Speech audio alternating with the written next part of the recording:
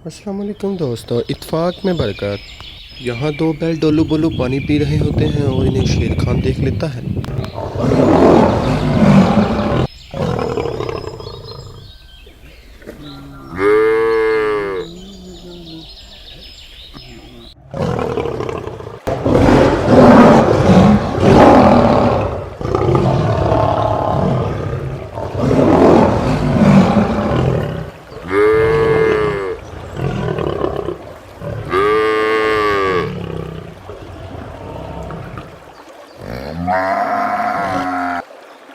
अच्छा सबक सिखाया यार तूने तो इस हरामी को। ये तो हमें तंग ही किए जा रहा था।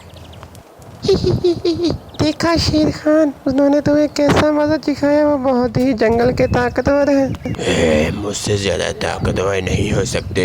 ये दोनों इकट्ठे हैं। अगर अलग-अलग हो जाए तो इन्हें मैं खूब मज़ा चखाऊं और इन्हें खा जाऊं। शेर ये कहकर वहाँ से चला जाता है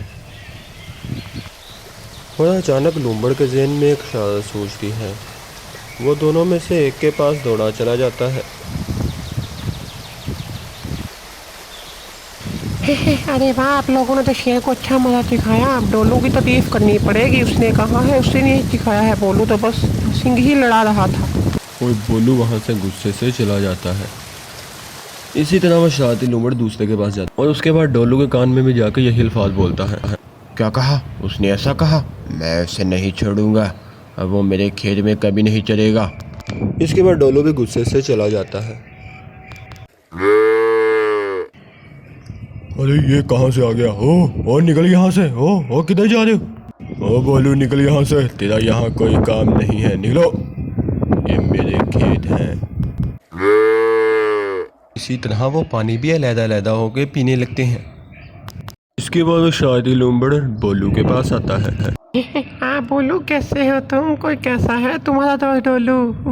अरे कैसा दोस्त, मैंने उसे छोड़ दिया है। वो खुद को ज़्यादा ताकतवर समझता है, मैंने छोड़ दिया उसे। ये बात लोमड़ी को पता चलती है। वो भागा भागा शेर के पास जाता है। जंगल के बादशाह शेर, आपके लिए खुशखबरी लाया हूँ। डोलू बोलू को पकड़ ले, मैंने उन्हें लैदा कर दिया है। मैं पीछे हट के डर।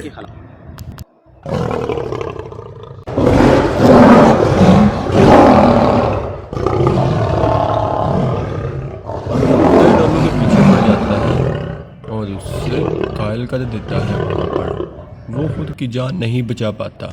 उसे मारकर शेर फौरन बोलू के पीछे पड़ जाता है और अनकरीब उसे भी मार डालता है और मार कर खा जाता है। इसी तरह शेर उन दोनों खा जाता है। इसलिए कहते हैं इत्फाक में बरकत बहुत बड़ी चीज़ होती है। और आपको हमारी स्टोरी अच्छी लगी हो तो कमेंट में ज़रूर बताएं। हम आपके लिए अच्छी और नई नई मज़ेदार स्टोरियाँ लाते आएंगे। को तो खुदा हाफिज़।